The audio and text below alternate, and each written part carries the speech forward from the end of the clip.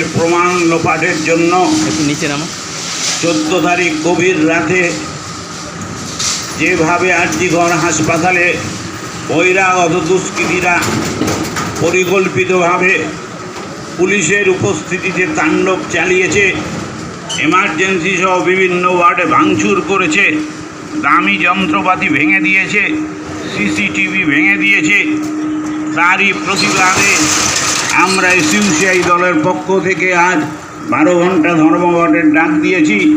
School কলেজে ছাত্র ধর্মঘটেরও ডাক দেওয়া হয়েছে।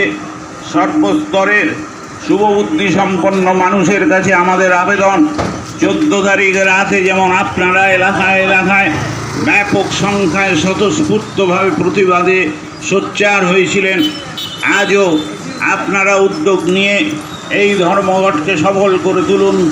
ছাত্রছাত্রীদের স্কুল কলেজে পাঠাবেন না, অফিস কাছারিতে যাবেন না, ট্রেন ট্রাম বাস চললেও সেগুলোকে বয়কট করুন। সরকারের ওপর প্রবল চাপ সৃষ্টি করুন যাতে অবিলম্বে এই দুষ্কৃতিকারীদের গ্রেপ্তার করে কঠোর শাস্তি দেওয়া যায়।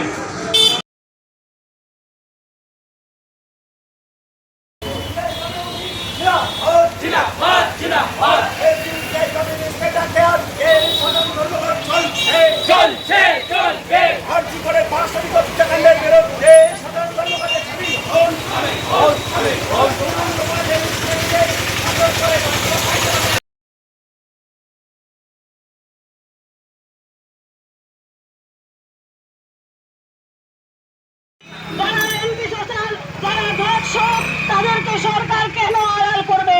কেন সরকার বারবার আড়াল করবে? কেন আমরা সেটা মেনে নেব? বন্ধুগণ, এরকম একটা ঘটনা যা ভারতবর্ষে কোথাও ঘটেনি, কোন মেডিকেল কলেজে এরকম ঘটনা ঘটেনি। পশ্চিমবাংলা, যে পশ্চিমবাংলা আন্দোলনের পশ্চিমবাংলা, যে পশ্চিমবাংলা ক্ষুদিরামের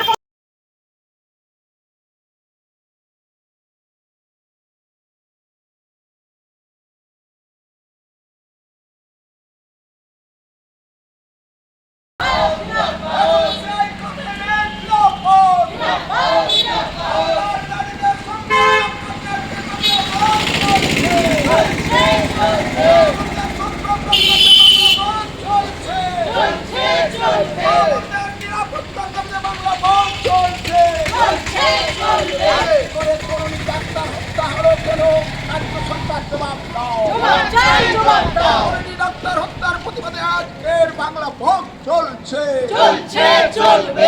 করে ভাঙচুর করে তাণ্ডব লীলা চালানোর প্রতিবাদে আজকের বাংলা ভোগ চলছে, করে ভাঙচুরের প্রতিবাদে আজকের বাংলা ভোগ চলছে।